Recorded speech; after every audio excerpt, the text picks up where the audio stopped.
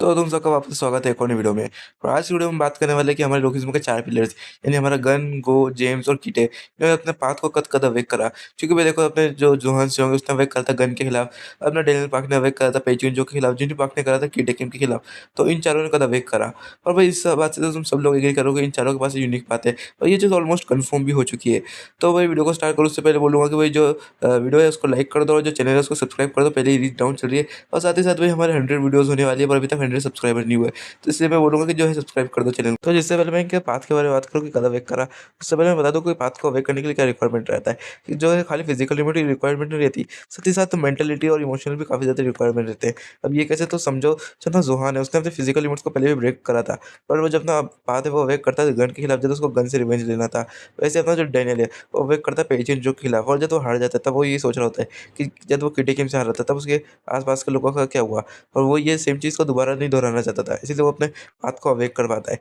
और अपना जो जूनियर पार्क है उसने तो भाई अपने पूरे प्राइम टाइम में अपने पाथ को अवेक नहीं करा, पर अपने ओल्ड एज में कर लिया क्योंकि उसको उसके नेफ्यू को बचाना था। तो इन सब केस में इनके इमोशनल और मेंटालिटी का काफ़ी ज़्यादा बड़ा रोल रहा है। तो तुम्हें ये भी चीज़ समझनी होगी। तो सबसे पहले बात करते हैं जेम्स ली के ऊपर कि जेम्स ली ने उसका यूनिक पाथ कब अवेक करा।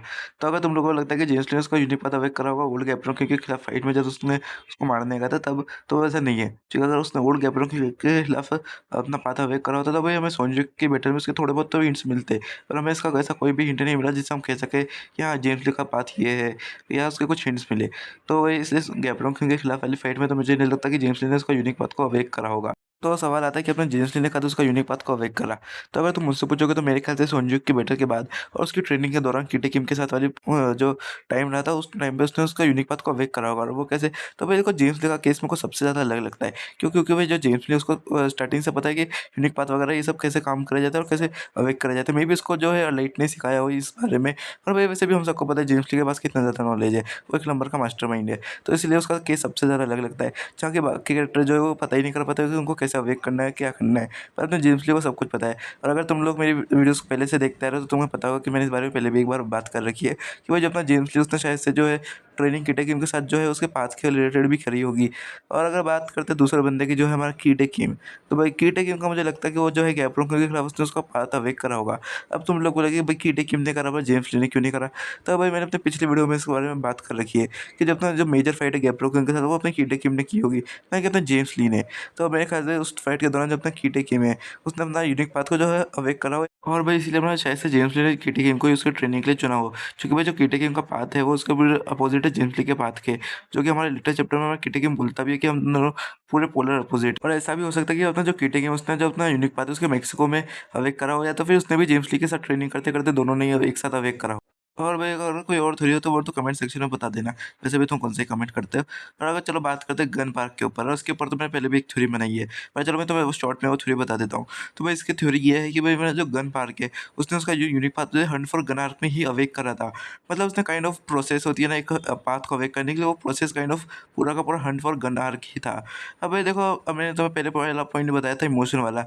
तो भाई जो पॉइंट किटे किम पे भी लागू होता है, क्योंकि वो अपने फादर से रिवेंज लेना चाहता था, हेट वेट करता था, तो उस चक्कर में उसने उसका पाथ अवेक करा हो।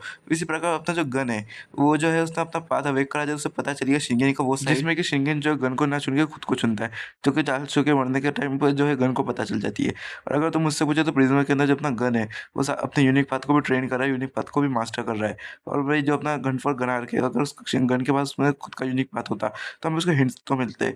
और मैं गन का कहीं से कहीं तक यूनिक पाथ के बारे में ज़्यादा कुछ नहीं बताया गया। सिर्फ हमें इतना बताया गया मैनेजर किंग के द्वारा कि जो गन के पास है एक अनडिस्ट्रक्टेबल बॉडी है। कुछ लोग बोलेंगे कि भाई टॉमली ने ये बात पहले ही बोलते थे कि गन के पास यूनिक पाथ होगा, तो टॉमली को कैसे पता।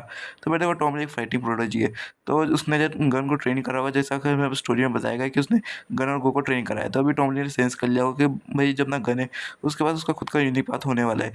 तो इस वजह से वो ये बात बोलता है कि गन के पास उसका खुद का यूनिक पाथ है। और इसलिए मुझे लगता है कि गन ने उसका यूनिक पाथ को जो हंट फॉर गनार के दौरान या उसके बाद अवेक करा होगा। बाकी तो तुम अपना ओपिनियन कमेंट सेक्शन में बता ही देना। चलो बात करते हैं गोकिम पे। तो देखो गो का तो अभी तक हमें कोई ऑफिशियल कंफर्मेशन नहीं मिला कि उसके पास यूनिक पाथ है कि नहीं। पर काफ़ी सारे फैंस और मेरा भी यही मानना है कि भाई जब तक गोकिम उसके पास यूनिक पाथ है, जो कि मेरे ख्याल से सेंस भी बनाता है कि इस बंदे के पास यूनिक पाथ ना हो, ऐसा हो ही नहीं सकता। बाकी अगर इसके पास यूनिक पाथ है तो उसने कद अवेक करा। तो मुझसे पूछो कि इसने भी हंट फॉर गनार के बाद ही जो है उसने यूनिक पाथ को अवेक करा। अब इसके पीछे का रीज़न क्या है, जो कि उससे पहले हमने गो को कभी ट्रेनिंग करते हुए देखा ही नहीं। उसने हंट फॉर गनार के बाद ही ट्रेनिंग की थी। ऊपर से जेम्स ली ने बोल दिया कि बेटा तू तो वीक है, तू क्या ये किंग ऑफ अंडरवर्ल्ड बनेगा, इसलिए गो की ट्रेनिंग करी और इसने जो है 1 घंटे के अंदर 50 मूनलाइट टेक्निक्स को बनाया था। तो ऐसा जो है मुझे काफ़ी ज़्यादा अनकॉमन लगता है कि ऐसा पॉसिबल है, काफ़ी मुश्किल है।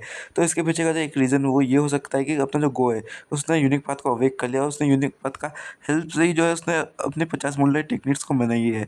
अब भाई इस गो ने ये कैसे करा होगा वो तो हमें उसकी स्टोरी में भी पता चलेगा। और अभी तक भाई कोई भी हमें फ्लैशबैक नहीं दिखाएगा उस टाइम का जब गो ट्रेनिंग कर रहा था।